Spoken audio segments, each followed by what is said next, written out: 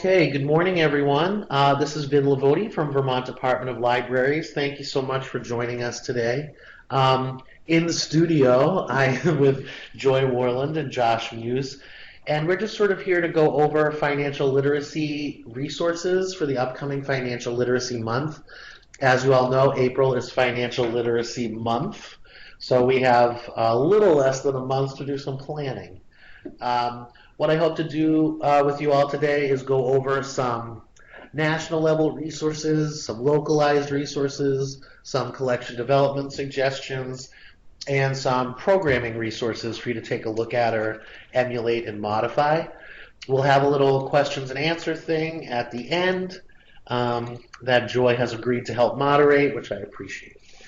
All right, so I thought we would begin by just sort of getting to a kind of group definition of financial literacy. I took this from PBS. I thought they did a pretty nice job talking about it. I don't really want to read what they wrote or anything. Everybody can read and look at this at their own time. I just thought this was a good working public-facing definition if people in your community or in your staff were interested in what financial literacy is. So if we go to the next tab, Can we just say that we're going to offer that document out? Oh yeah, thank you, Josh. So you don't need to write down all the URLs. And Joy will be happy to provide the document with all the links to all the attendees or anybody who might request it going forward. Thanks, Josh. I appreciate that. So one of the things that I think is important is just remembering that financial literacy isn't separate from other literacies that the information world tends to occupy or train or claim as a mantle.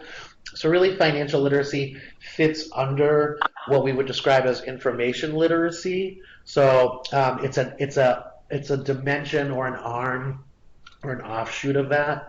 So this is just ACRL here. I just think did a nice job of articulating the intersection between financial literacy and its relationship to information literacy.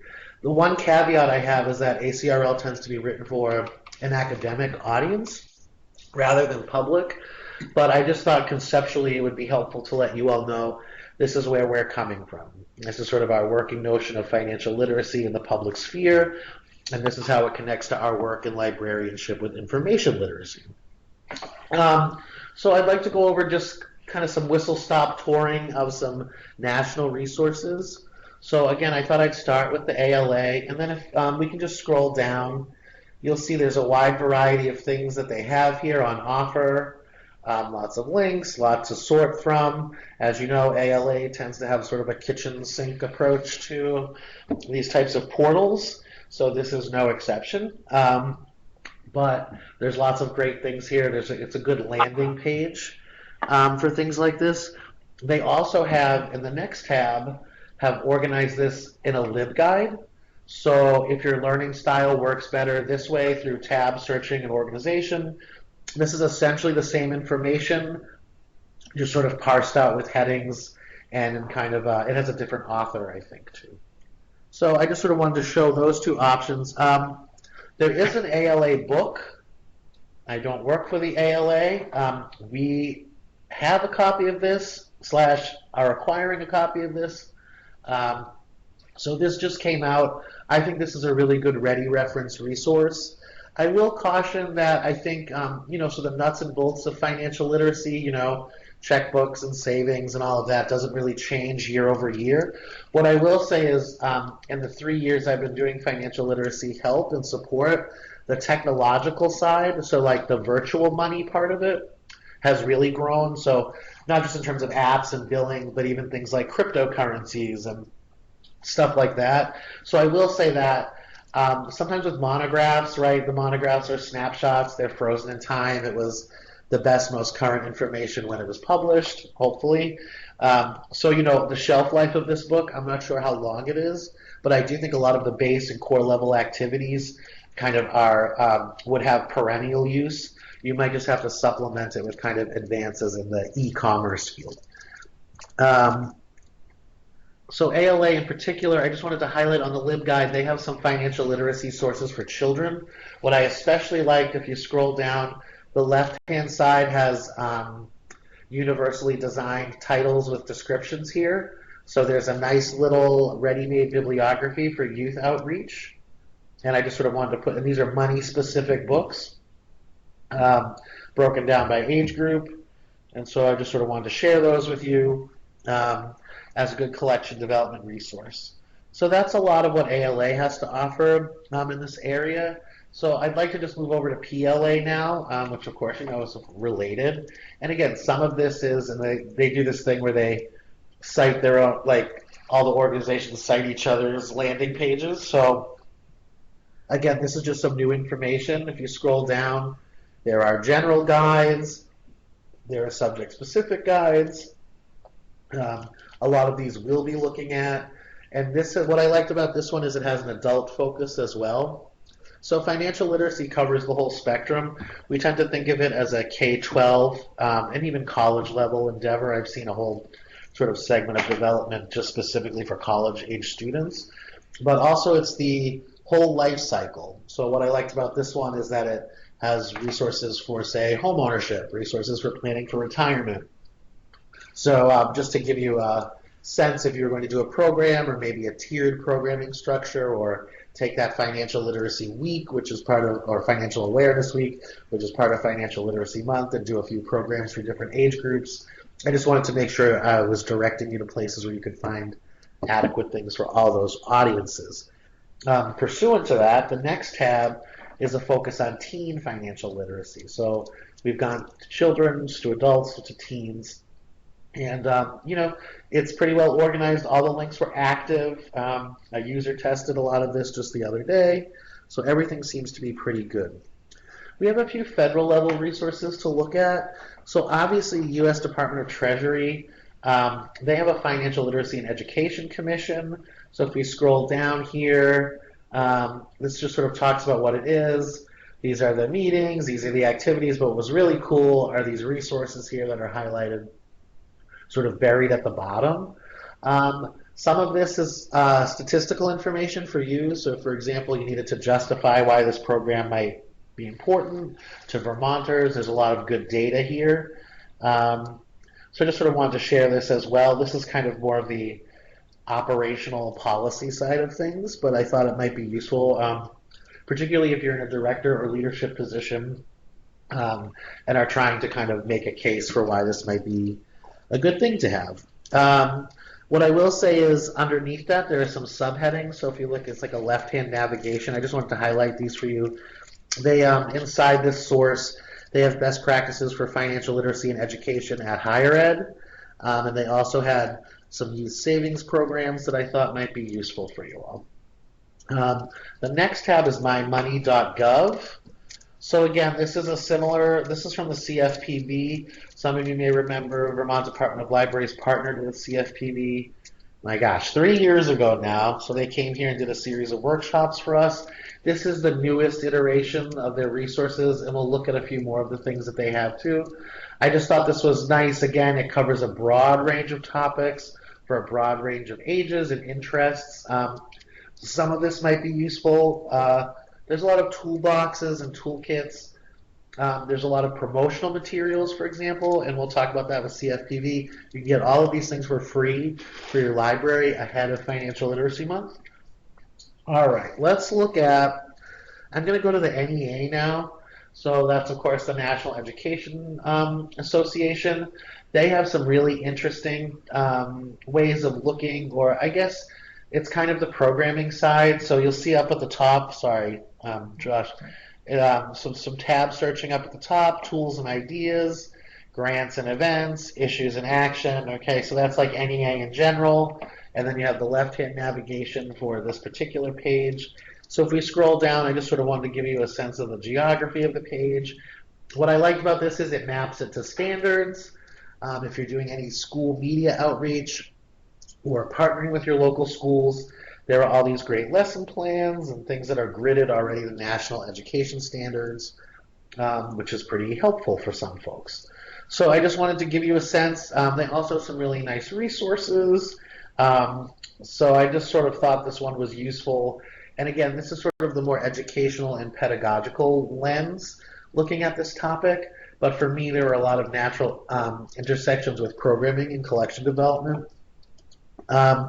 This one was new to me, the National Credit Union Administration. I didn't realize that was a federal agency or anything like that, but they've got a whole big, this is a relatively new resource, and again, you'll start to see certain things we've already gone over, and this is how they've chosen to organize what they offer. I think for me, the bottom ones, well, the other organizations and resources could be potentially helpful.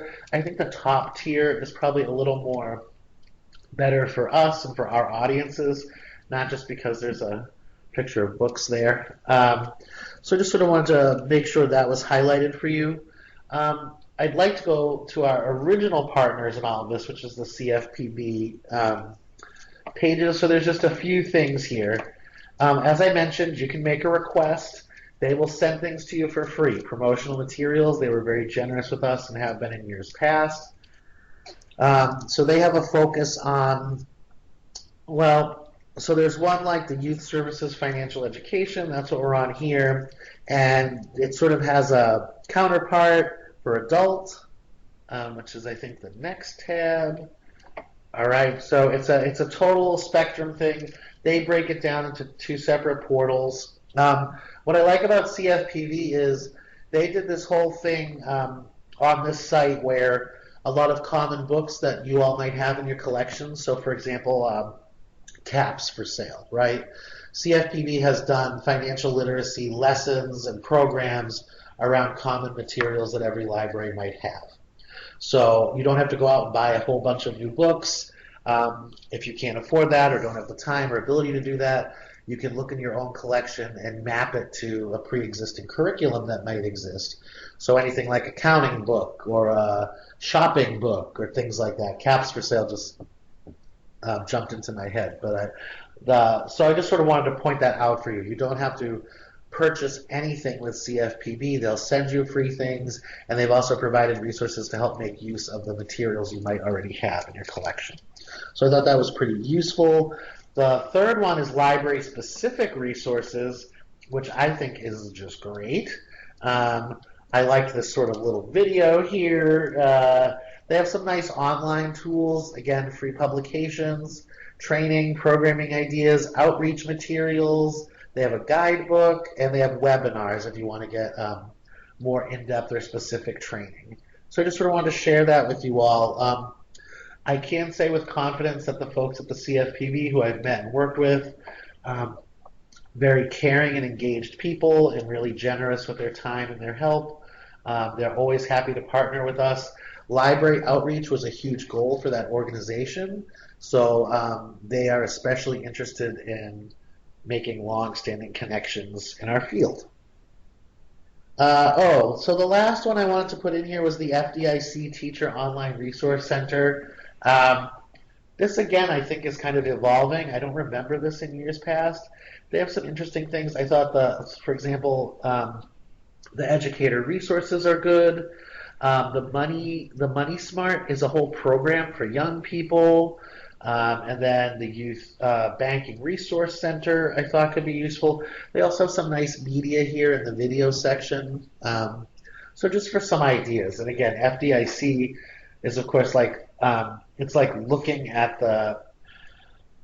I guess it's the insurer side of it almost. So each one of these agencies has a specific lens or focus on finances. So I just sort of wanted to sort of put that in their header in there for you all, that each one is obviously written from a discipline-specific lens, although I find that there's lots of crossover or cross-pollination.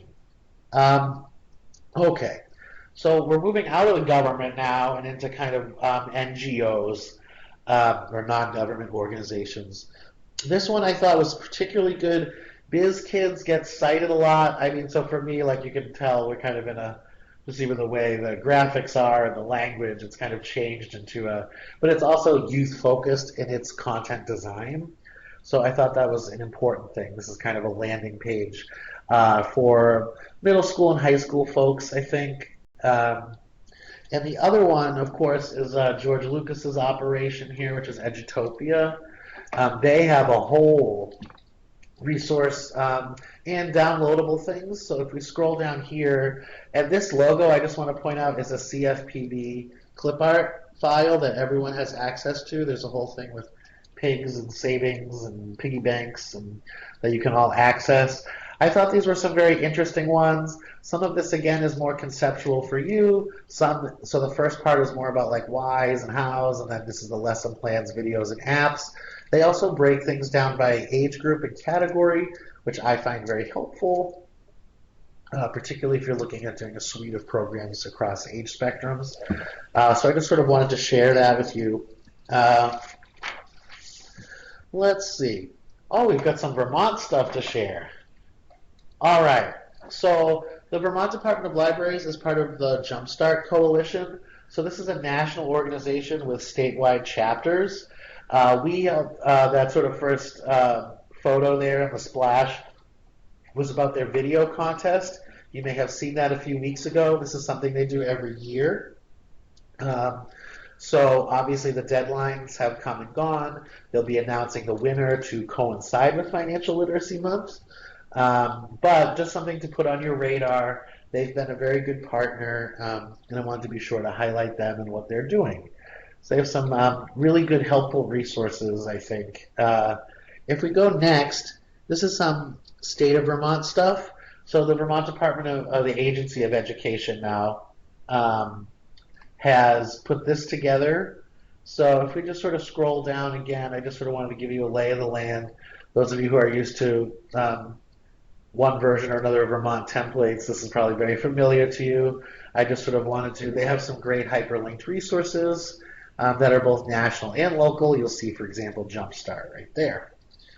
The State Treasurer's Office also has some really interesting things. Let's see. Oh, please, you're fine. So this is what again, we were part of this working group, the Vermont Department of Libraries, so we helped put together a coordinated response from this department. These are some of the things. So this one I thought was interesting. Again, mymoneyvermont.gov. This free credit report, FICO scores. I liked this a lot. I thought it had some things, some features that I hadn't seen in any of the other resources.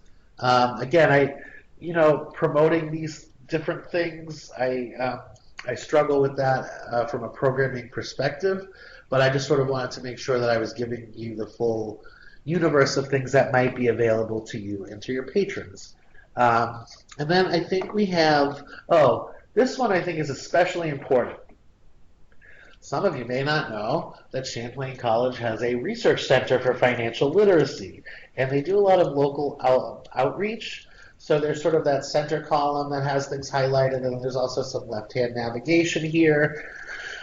This is a pretty good project. I know that they go out and do programs. I'm sure if you were to contact them in the coming weeks, if they had availability, they would be happy.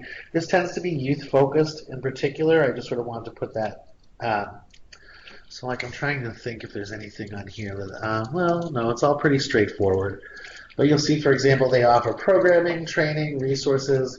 I think it's a relatively small operation. Maybe 2 or 3 people work in the office. But again, they've been doing some great local stuff. I know of some public libraries who have brought them in for programming, and I've had good things to report. So I wanted to make sure I gave you some big national resources and some very close to home resources. I'm just going to sort of move through these a little more quickly. We have several different resources to help develop your collections, but what I thought I would do is just highlight a few of them. So this one, for example, is Money Prodigy. Now, these are mostly private companies. I just sort of want to put that in there. There's also a few here. I have a few lists that attend to diversity and things like this that I'll share. Again, Joy will share the document with you and all the hyperlinks. But so we have youth focus, we have youth and diversity focus, we have a youth and gender focus, we have resources for middle and high schoolers, and also for adults. The one thing that there's a commercial product I thought you might be interested in. If we go to the next tab. Okay, and again, this isn't a promotion. I don't work for this company. I have user tested this a little bit. They have like a little free trial you can play with. But this is actually a very popular and well received and pretty used mostly in informal education scenarios. So, for example, the library, if you have a gaming club or you have people that come in and if you circulate a collection of games, right? I thought this one might be useful. There's also sort of a novel approach to this that I thought was multimodal and multisensory. Again, this is a consumer or commercial product, so it's not an endorsement per se, just to let you know that it exists and is pretty well regarded and also broadly used, which is what was most interesting to me, maybe. We also have a little list of programming resources for you to look at. We just chose to highlight one here. Happens to be very appropriately titled, Top 5 Personal Financial Literacy Lesson Plans for Middle Schoolers. So you can go down. They give you the source. It's very well organized. They tell you where it's coming from. And I will just also say that a lot of your local credit unions, a lot of your banks will have some financial literacy component to their outreach or marketing and promotional models. So, for example, there's one of the banks will come in and teach kids how to set up a savings account and give them like a coupon for $5 or whatever to put into their savings account. So, I guess as a state agency, we're really not in a position to recommend those partnerships, but I also wanted to make sure that you knew they existed inside your community. Again, we have a list of about 4 or 5 different, I guess they're collated lists about programming opportunities that might be useful for you in your library. So that was the whole whistle stop. Thank you for all that. And I hope that we covered a lot of things that might help you with your programming. I just wanted to open it up to either people in this room or folks that have joined us through Skype here, if there are any questions or comments, or if people had anything to share, or if they needed any clarification or qualification on anything. I have a question. What about resources in other languages? Yes, that's great. Okay, so the CFPB and the financial, the federal level resources will have multilingual offerings. They are mostly in Spanish, but there are a few others. It's not quite as extensive as you would find, like, say, for the census or something like that, which is another topic we've been looking into recently. But yes, they will have Spanish language options. I don't know about French, now that you're saying that, which would be sort of an important language group for here. But that's a great question. So yes, to some extent. And in that, in the handout we have connected to the webinar, the programming list that focuses on diversity does have dimensions of multilingual diversity. Any other questions or comments? Okay, good. I wasn't sure if anybody had anything they might want to share. Of course, we have tried many different approaches to this over the years. I tend to think smaller is better, sort of rather than I would rather have kind of a meaningful engagement, right, through a story hour or something like that than trying to do 10 events in a month or whatever. Not that anybody was planning that. But just to sort of keep that in mind, I think you can have major impact here to scale. And I think you can implement a lot of these things with really low or no cost at all. So I am looking forward to seeing what you all do. We'll probably be reaching out during Financial Literacy Month through the communications team for you to maybe tag and share the fun stuff that's going on with your community. If anyone has any questions about financial literacy programming, they can always feel free to reach me or Joy, and we'll be happy to help you out. So thank you so much for joining us and watching this today, and I hope you had some helpful resources. Thanks again. Have a nice weekend.